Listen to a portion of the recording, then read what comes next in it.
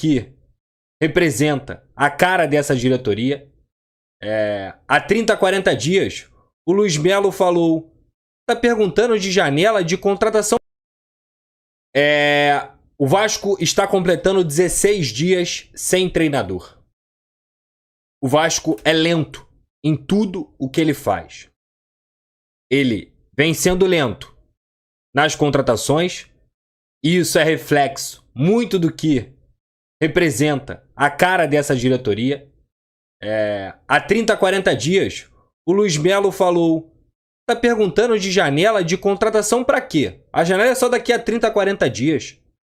O problema é o fluxo de caixa. Os problemas só aparecem porque a bola não entra. Esse é o reflexo do Vasco da Gama. Um gestor que se esconde e que, quando aparece, debocha da cara dos seus torcedores. Como foi em outra convenção que ele foi, como foi em qualquer tratamento que ele vem tendo com a imprensa. E não é porque ele é Flamengo. Eu não vou me apegar a essa questão, porque essa questão ela é muito pequena em relação à incompetência desse gestor. O senhor Luiz Melo não explica por que o Vasco deve clubes dos quais o Vasco comprou jogadores. Ele não explica por que ele teve que se apropriar do dinheiro do Andrei e até hoje está devendo o garoto. Ele não explica por que o Vasco deve empresários, por que o Vasco atrasa a RCE, por que o Vasco está procurando jogadores apenas em fim de contrato, quando se tinha dito que, por exemplo, o Vasco tinha dinheiro sobrando, pelo menos um pouco, para fazer investimentos nessa janela. Ele não explica. É o silêncio que toma conta do que é o Vasco da Gama hoje. Um cemitério do que é Vasco. Falta Vasco, mas principalmente falta competência. De um CEO, inclusive, que não tem boa comunicação com o diretor de futebol. Eu venho avisando isso há 3 meses. Há 3 meses, por baixo aí, eu venho avisando que o CEO não se comunica direito com o diretor de futebol. Aliás, a gente já pode pular para o diretor de futebol, ao qual eu respeito muito, não tenho nada contra, entendo que seja um profissional até sério, mas faz um trabalho vergonhoso, um trabalho lento, um trabalho incompetente e que confirma também tudo aquilo que a gente vinha falando sobre o Paulo Brax desde que ele chegou ao Vasco da Gama. A gente tinha uma expectativa de um projeto, de um processo, do maior orçamento da história do Vasco, sempre muito bem frisado, tanto pelo senhor Luiz Melo quanto pelo próprio Paulo Brax, para fazer contratações. Foram gastos mais de 100 milhões na janela de transferências. E o Vasco faz o seu pior início de Campeonato Brasileiro, a sua pior campanha da história do Campeonato Brasileiro, de um time que não consegue vencer em São Januário e muito menos pontuar. O Vasco não joga dentro de casa. O Vasco, recapitulando até a temporada desse elenco montado pelo Paulo Brax de forma completamente incompetente, e de que até jogadores que a gente achava que não seriam problemas, muito pelo contrário, estavam sendo soluções, como o caso do Léo Jardim, o cara tem 3 falhas nos últimos 4 jogos. 3 falhas decisivas, contra Goiás, Botafogo e agora contra o Cruzeiro do goleiro. E aí, a gente relembra a temporada do Vasco. Um campeonato carioca onde a equipe cumpriu o objetivo dela de chegar à semifinal, ok. E todos estavam esperando uma evolução. Eliminação na Copa do Brasil para o ABC dentro de casa. O ABC, que é um dos piores times da Série B, em São Januário, diante da sua torcida. Entra no Campeonato Brasileiro e faz a campanha vexatória e ridícula que está fazendo. Não à toa, não escuta a torcida, desrespeita a voz da torcida, vai contra todo o óbvio que todos já estavam esperando desde a goleada contra o Flamengo.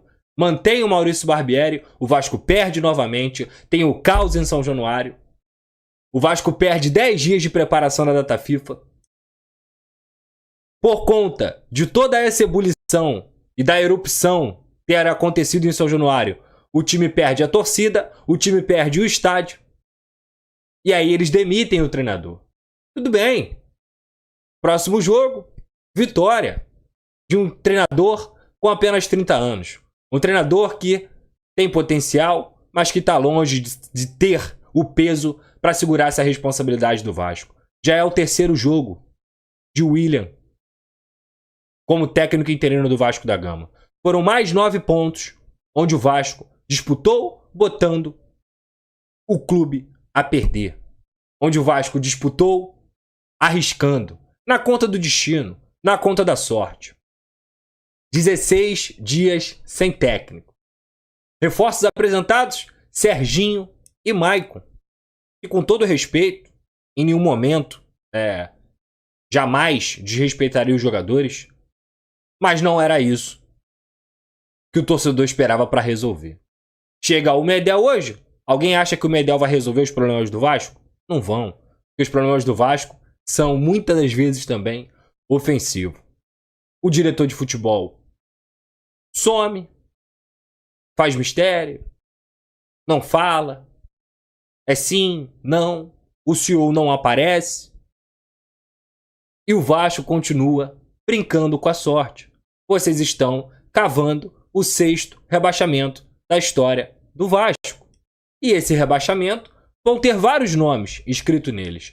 Talvez seja o rebaixamento, caso aconteça, que para mim é virtual, e não pela pontuação na tabela, mas sim pelo que apresenta dentro de campo, o mais melancólico, onde mais se gastou dinheiro na história do Vasco e a incompetência conseguiu ser tão grande que vocês fizeram um time que não consegue nem pontuar dentro de São Januário. Então, meus amigos, o que vocês estão fazendo com o Vasco é um projeto. Projeto de terminar, de acabar com o clube. E ó, foi o que eu disse até no Twitter.